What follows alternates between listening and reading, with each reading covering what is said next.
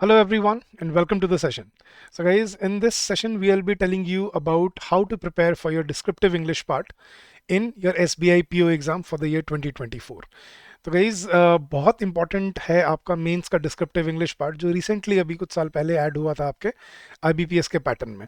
अब ये 50 मार्क्स इसकी वेटेज है और ये बहुत इंपॉर्टेंट कंपोनेंट है आपके एग्जाम के लिए।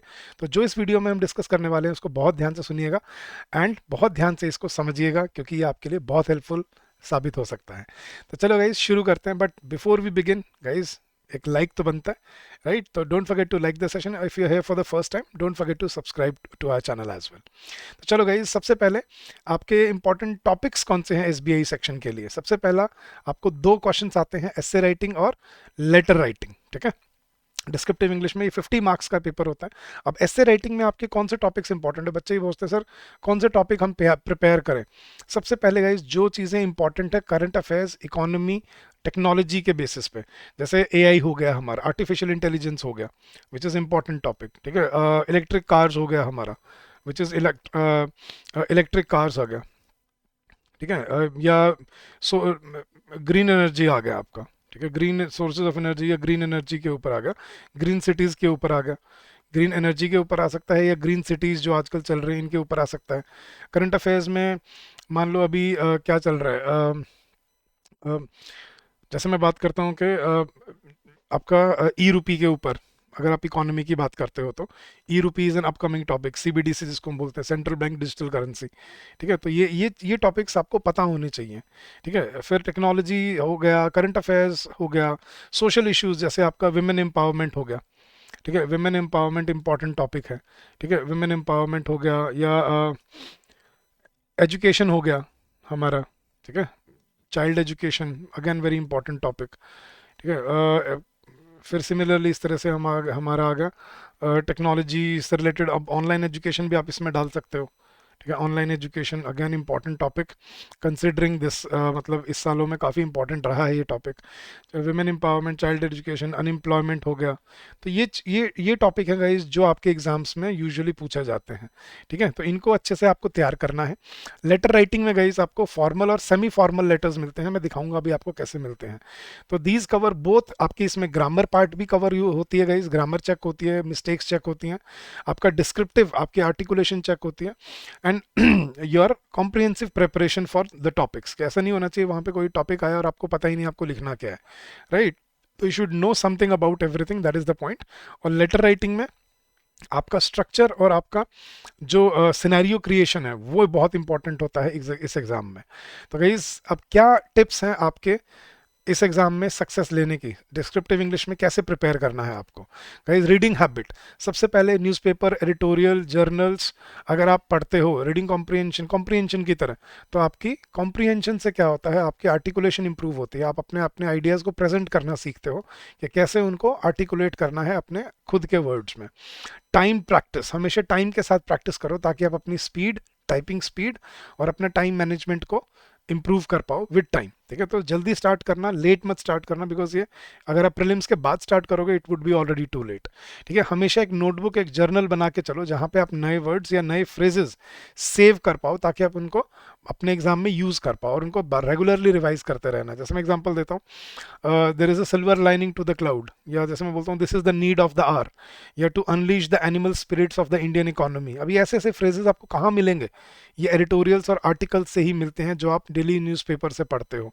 तो एडिटोरियल्स, जर्नल्स, आर्टिकल्स ये ज़रूर पढ़ने हैं आपने, इसी से आपको ये नए वर्ड्स मिलेंगे, फ्रेजेस मिलेंगे, और इनको सेव करते रहना अपने पीसी में, अपने कंप्यूटर में, लैपटॉप में, जहाँ पे भी है, ताकि आप उनको बाद में रीयूज़ कर पाओ अपनी आर्टिकुलेशन के time.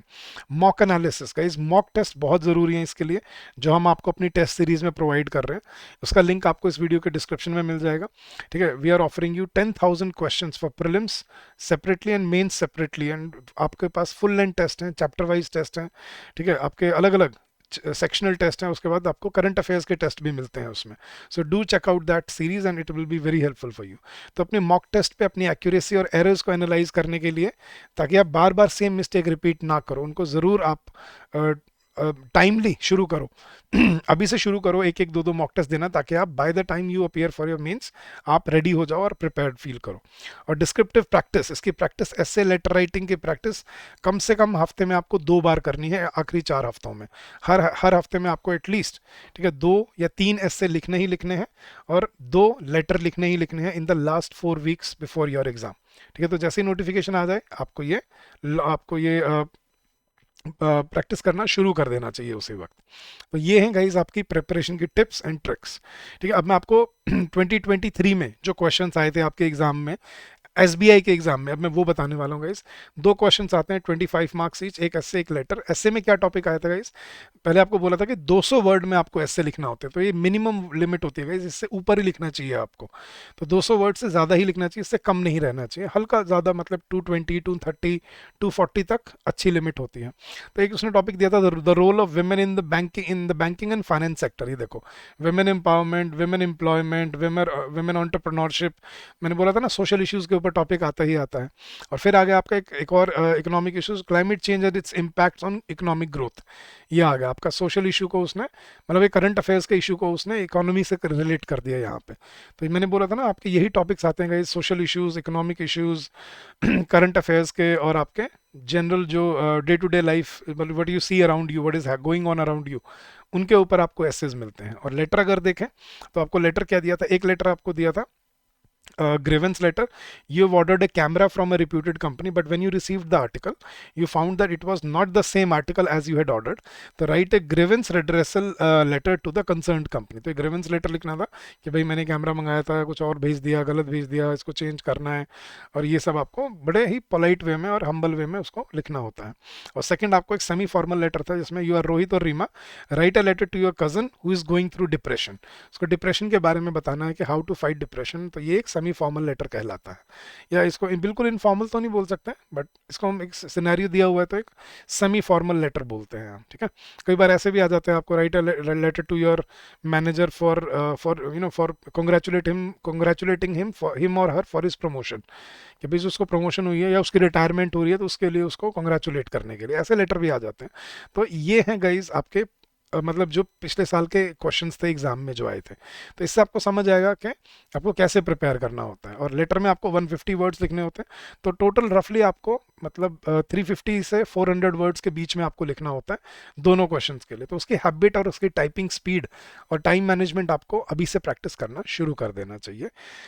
So guys, this was about descriptive English part in your SBI PO exam. I hope इससे आपको समझ आएगा कि कैसे प्रैक्टिस करना है, कब से शुरू करना है, किन टॉपिक्स पे फोकस करना है, कौन से वर्टिकल्स है जिन पे ज़्यादा ध्यान देना है, और कैसे हमें मॉक टेस्ट के साथ अपनी प्रैक्टिस को स्ट्रीमलाइन करना है।